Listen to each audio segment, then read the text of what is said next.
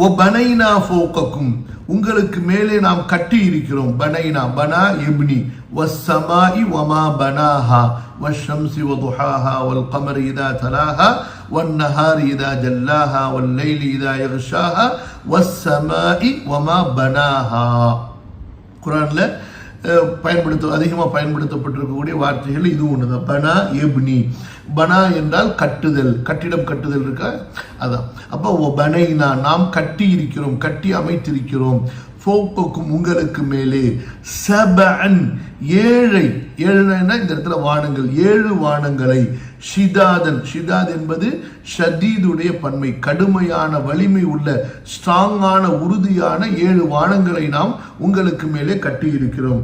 அப்ப நம்ம இந்த பூமிக்கு மேல அல்லாஹ் சுப்ஹானஹு வ தஆலா அடுக்கடுக்காக 7 வானங்களை அமைத்திருக்கிறான். அந்த 7 வானங்கள் ரொம்ப வலிமை மிக்கது, பலம் மிக்கது, ரொம்ப ஸ்ட்ராங்கானது. நம்ம வீட்டுக்கு ஒரு எப்படி முகடு நம்ம ஸ்ட்ராங்காக போட்டால் அந்த முகட்டுக்கு மேலே நம்ம எத்தனை பேர் ஏறினாலும் சரி, எவ்வளவு பாரம் வைக்கப்பட்டாலும் சரி, அது உடஞ்சி விழுந்துடாது. அப்போ இந்த வானம் என்பது மலக்குகளை சுமந்து கொண்டிருக்கிறது. மலக்குகள் என்பவர்கள் மிக பிரம்மாண்டமான படைப்பு.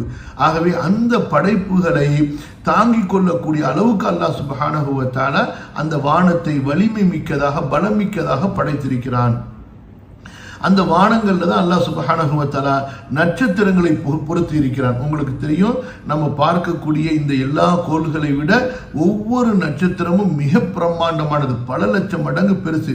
சிறிய, அதாவது இந்த விண்ணுலகத்திலேயே இருக்கக்கூடிய பெரிய பெரிய கோள்களை விட வானத்திலே அல்லாஹ் சுப்ஹானஹு வ தஆலா பொறுத்து இருக்கக்கூடிய ஒரு சிறிய நட்சத்திரமானது மிக பிரம்மாண்டமானது.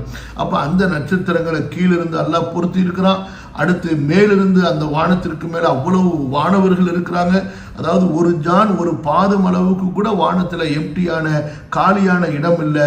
மலக்குகள் நின்று தொழுது கொண்டு, வணங்கி கொண்டு, அல்லாஹ்வை தஸ்பீஹ் செய்து கொண்டு, ருக்கு செய்து கொண்டு, சுஜூது செய்து கொண்டிருக்கிறார்கள். அந்த அளவுக்கு அல்லாஹ் சுப்ஹானஹு வ தஆலா அந்த வானத்தை மலக்குகளால் மேலே நிரப்பி இருக்கிறான். அப்ப மேலிருந்து வெயிட்டு, கீழிருந்து பலமான வெயிட்டு. அப்ப இதையெல்லாம் தாங்கி கொள்ளக்கூடிய அளவுக்கு இவ்வளவு பிரம்மாண்டமான படைப்பை அல்லாஹ் தஆலா படைத்திருக்கிறான். அதுவும் 7 வானங்கள், ஒரு வானம் இன்னொரு வானத்தை விட பெருசு. ஸோ இப்பேற்பட்ட வல்லமை மிக்க அல்லாஹுடைய அந்த வல்லமையிலேயா நீங்கள் சந்தேகப்படுகிறீர்கள்? அவன் இறக்கி இருக்கக்கூடிய வேதத்திலேயா நீங்கள் சந்தேகப்படுகிறீர்கள்? அவன் அனுப்பிய நபியிலேயா உங்களுக்கு சந்தேகம் வருகிறது? அந்த நபி சொல்லக்கூடிய மறுமையின் விஷயங்களெல்லாம் உங்களுக்கு சந்தேகம் வருகிறது? இப்படி அல்லாஹ் சுப்ஹானஹு வ தஆலா அந்த குறைஷிகளிடத்திலே கேட்கிறான்.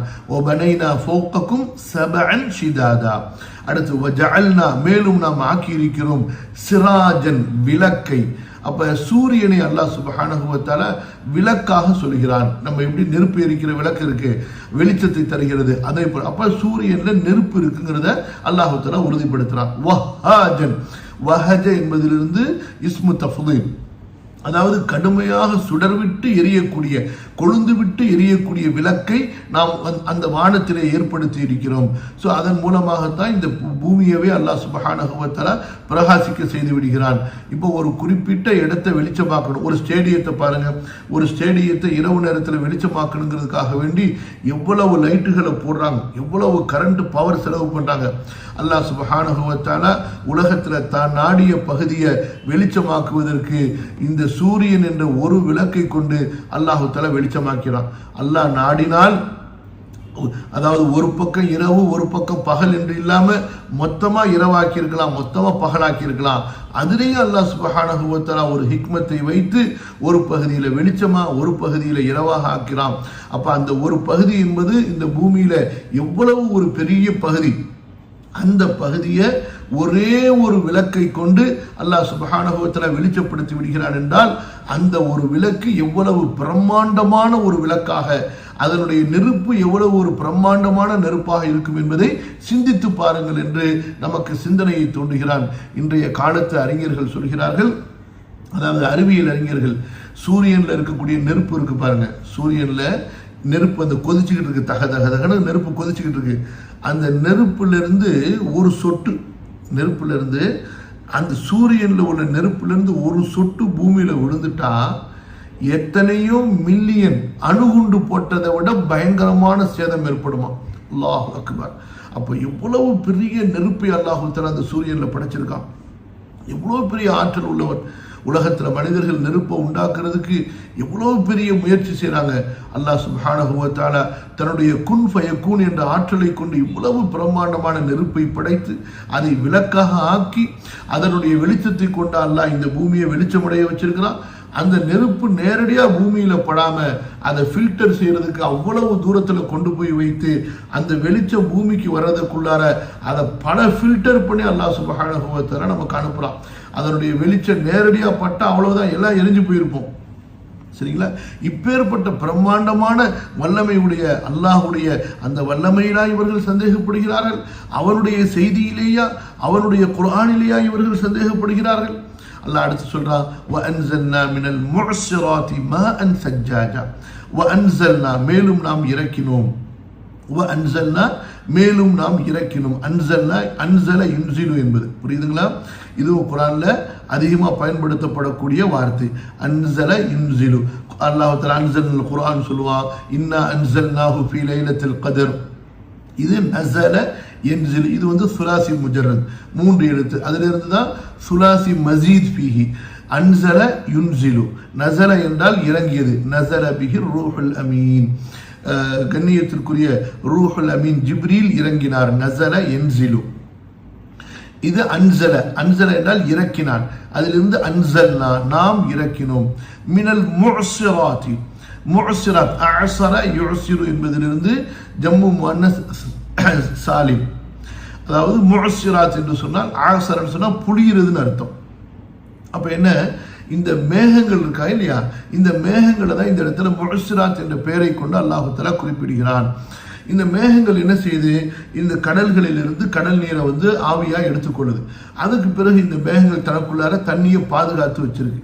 எப்போது அல்லாஹுடைய கட்டளை வருதோ, எப்படி வந்து ஒரு ஆரஞ்சு பழம் இருக்கு, ஒரு ஆப்பிள் இருக்கு, அதே போல நீங்க பார்க்கக்கூடிய பழங்கள் மாம்பழம் இருக்குது.